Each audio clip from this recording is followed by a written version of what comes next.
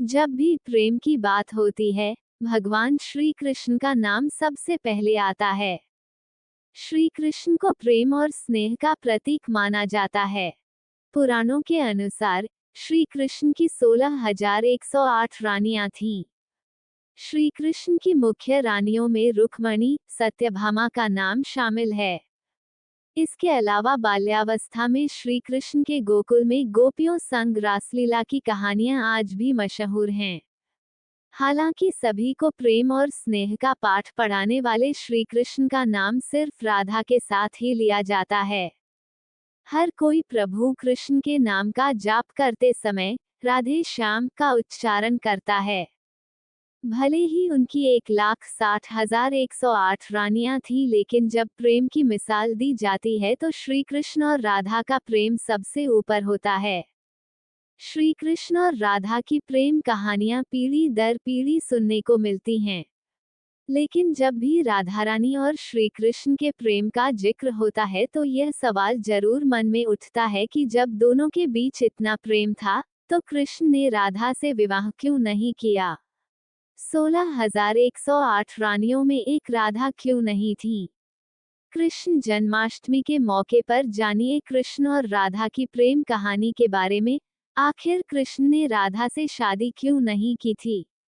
कौन थी राधा? पद्म पुराण के मुताबिक राधा वृषभानु नाम के एक गोप की पुत्री थी।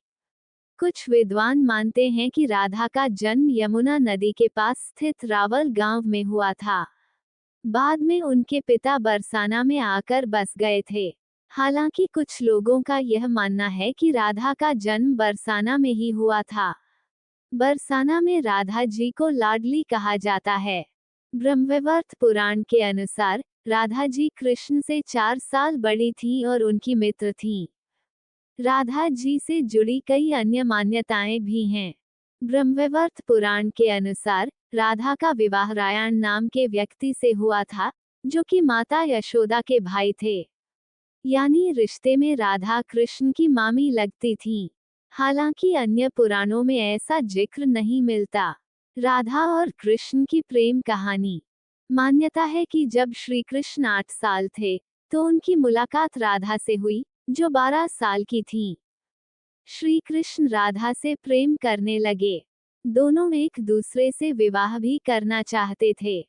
जब ये बात राधा के घर वालों को पता चली, तो उन्होंने राधा को घर में कैद कर दिया। वह लोग राधा और कृष्ण की विवाह के इसलिए भी खिलाफ थे क्योंकि राधा की मंगनी हो चुकी थी।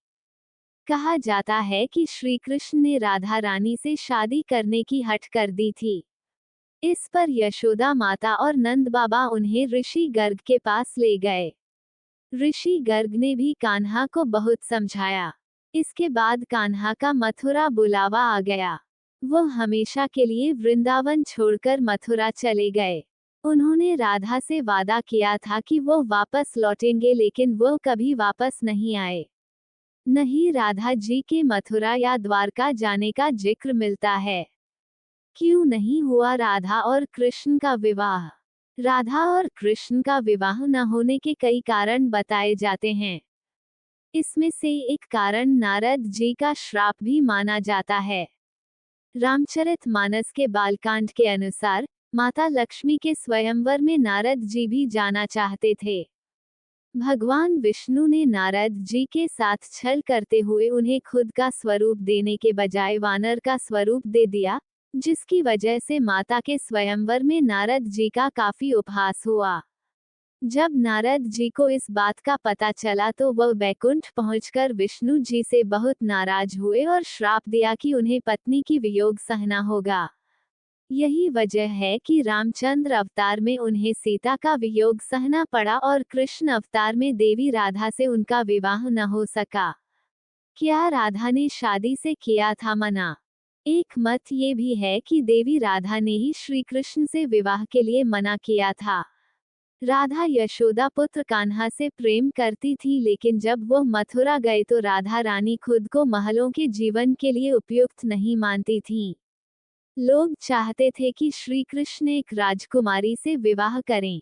इसलिए राधा ने श्री कृष्ण से विवाह न करने की ठान ली। ये भी कहा जाता है कि राधा को महसूस हो चुका था कि श्री कृष्ण भगवान का अवतार हैं। वो खुद को एक भक्त मानने लगी थी। राधा श्री कृष्ण की भक्ति में लीन हो चुकी थी। वह भगवान से विवाह नहीं कर सकती थी। श्री कृष्ण राधा के पास वापस क्यों नहीं लौटे? भगवान श्री कृष्ण की शरारतों, उनकी लीलाओं और छल सभी कुछ मनुष्य के लिए कोई न कोई सीख ही थी। राधा से विवाह करना भी मनुष्यों को प्रेम की असली परिभाषा से परिचित कराना था। कहा जाता है कि एक बार देवी राधा ने कान्हा से पूछा कि वो उनसे विवाह क्यों नहीं करना चाहते। इस पर श्री कृष्ण ने कहा कि कोई अपनी आत्मा से विवाह करता है क्या? श्री कृष्ण राधा को खुद से अलग नहीं बल्कि अपना ही अस्तित्व मानते थे। वो मनुष्यों को ये सीख देना चाहते थे कि प्रेम भौतिक संबंध से नहीं बल्कि आध्यात्मिक प्रकृति है। प्रेम और विवाह एक दूसरे से अलग नहीं है। जैसे राधा कृष्ण बिना विवाह भी सदियों से एक ही हैं। जहाँ कृष्ण का नाम है वहाँ राधा का स्मरण स्वाभाविक है। इस तरह की वीडियो देखने के लिए हमारे चैनल को लाइक शेयर सब्सक्राइब करें।